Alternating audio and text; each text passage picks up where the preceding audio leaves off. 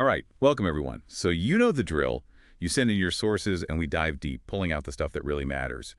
This time, you've given us, well, it's a tangled web, a comprehensive recap of Staffel 04 of MWF.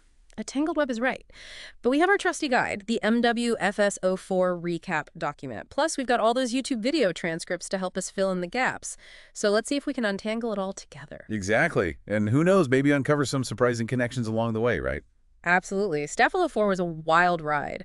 And looking back, it's amazing how those seemingly separate storylines and threads actually weave together into this unsettling picture of the MWF universe. It's like we are seeing the same story unfold, but from multiple perspectives. Yeah, let's start with something foundational to Staffel 04, the discovery of those early MWF episodes, specifically numbers 111, 165, and 197.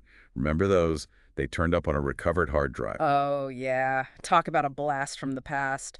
But they were a far cry from the, let's say, the more intense experiments that we saw later on. That's an understatement. Right. We are talking gummy bear ammunition for the blowgun. And then that whole thing with the rigged rubber duck. It's almost quaint compared to what came later. Almost. But even in those early episodes, I mean, if you look at the transcript for MWF 402, EA Whale 11, 165, 197, which covers these discoveries even back then, there's this palpable underlying tension.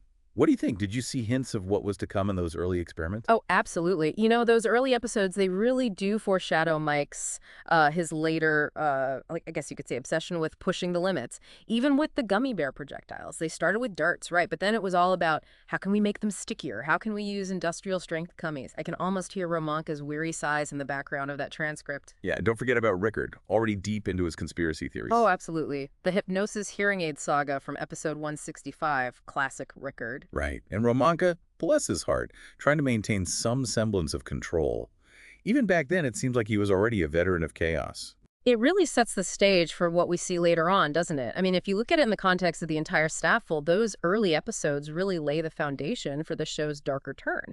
And let's not forget, even in those simpler times, the shadowy figure Shorten is already there lurking in the background. Shorten, the ever-present weapons supplier. Exactly. Providing everything from gummy bear delivery systems to, well, eventually some far more concerning hardware, as we know. Which leads us to another theme that really emerges in Staffel 04. The connection between MWF and the music of Doza Crew. The MWF S04 recap describes it as a kind of echo, two sides of the same coin. What do you think about that? It's fascinating, right? As Mike's experiments became more, shall we say, out there, Doza Crew's music took a darker, more unconventional turn as well, almost like they were feeding off each other. It's a parallel evolution, kind of. Precisely. And if you look closely, those early MWF episodes, despite their seeming innocence, really do contain the seeds of Mike's transformation, the roots of what would become a much darker path. Okay, so we've got the early days, we've got this sense of foreshadowing, this parallel descent. But Staffel 04 also introduced these entirely new narratives, all stemming from that listener hard drive. Right, that hard drive. Talk about opening a Pandora's box of information. It revealed these interconnected events, Doza Crew's philosophical musings, the apocalyptic situation of the Nova Crew, and the mysteries surrounding Regulus 5. It's all laid out there in the recap document. Let's talk about the Nova Crew for a second. We're introduced to Florian, also known as GRD, Karina, Sanja aka JSUN, and Christian.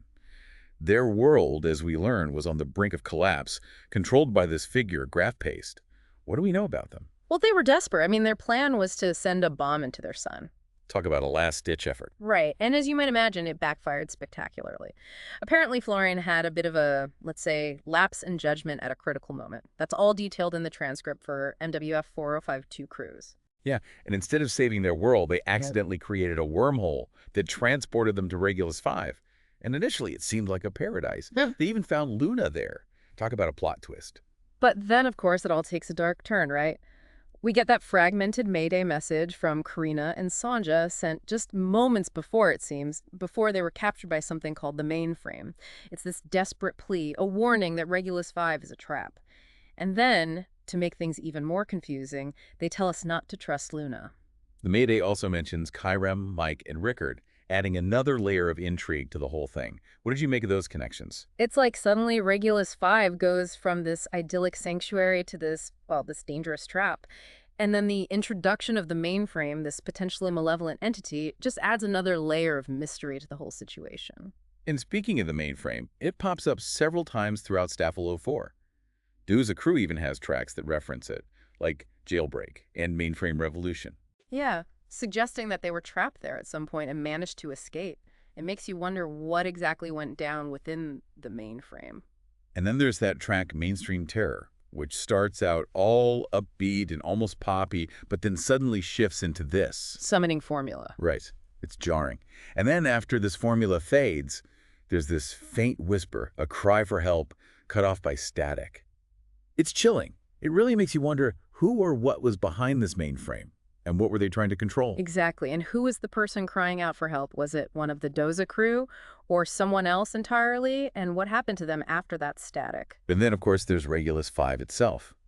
It's described in so many different ways. It's a place of philosophical reflection. It's a battleground. It's a paradise. It's a hellscape with relentless winds. It's like everyone has a different experience of it. And then the Nova crew tells us it's a trap. It makes you wonder what's really going on there. Right. We have Doza Crew's logs, their music reflecting the events there. Then we have the Nova Crew's desperate warning. And let's not forget the findings from the Grindman Frieden's Virkin Vision Unit Regulus expeditions. Their reports paint a picture of an unstable portal, widespread mental decay amongst the population, and space-time anomalies. And what about the Solar Soldaten Staffel, the SSS? They actively interfered with Grindman's investigation, suggesting they have something to hide. Right. There's clearly more going on here than meets the eye. And the SSS's involvement definitely raises more questions than it answers. And remember, Doza Crew's music seems to mirror these findings.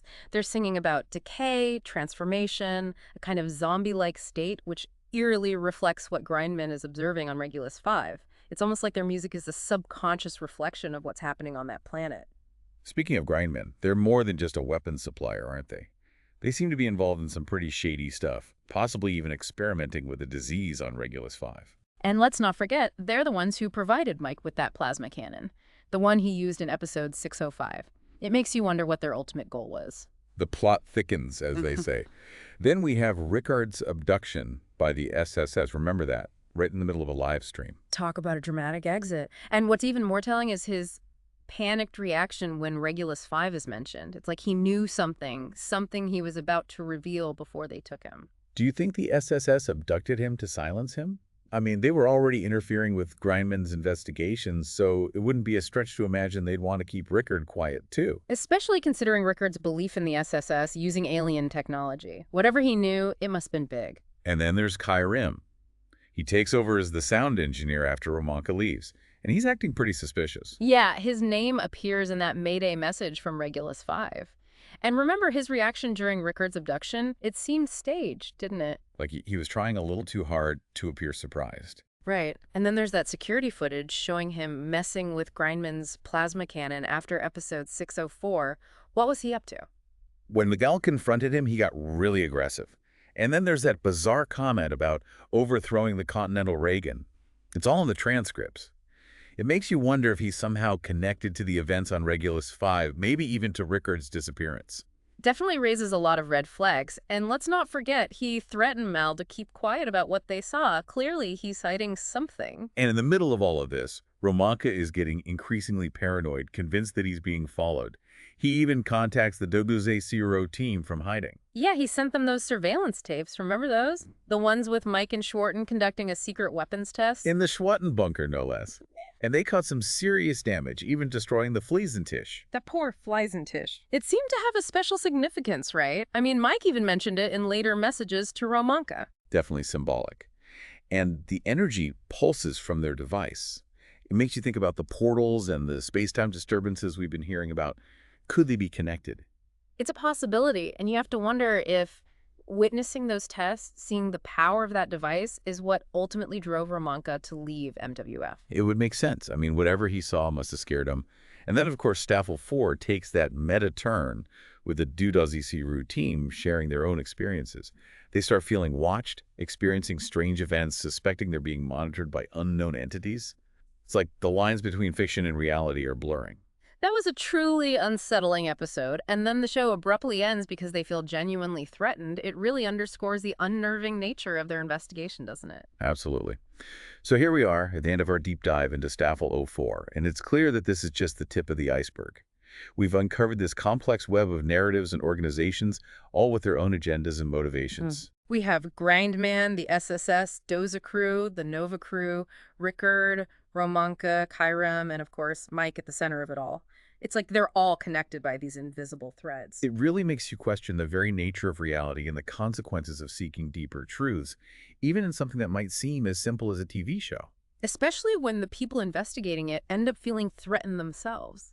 It makes you wonder what they stumbled upon, what they uncovered that was so dangerous. So, to our listeners, we encourage you to revisit those episodes, explore the transcripts, and see what connections you can make. Maybe you'll spot something we missed. Because there's still so much we don't know. What happened to Mike and Rickard? What are Greiman's true intentions? What is the mainframe and who's controlling it? And maybe, just maybe, by piecing together these fragments of information, we can get a clearer picture of what's really going on in the MWF universe. But be careful. The Doza Zero team's experience shows us that sometimes digging too deep can have unexpected consequences. Perhaps some truths are better left buried. And on that note, we'll leave you to ponder. Until next time.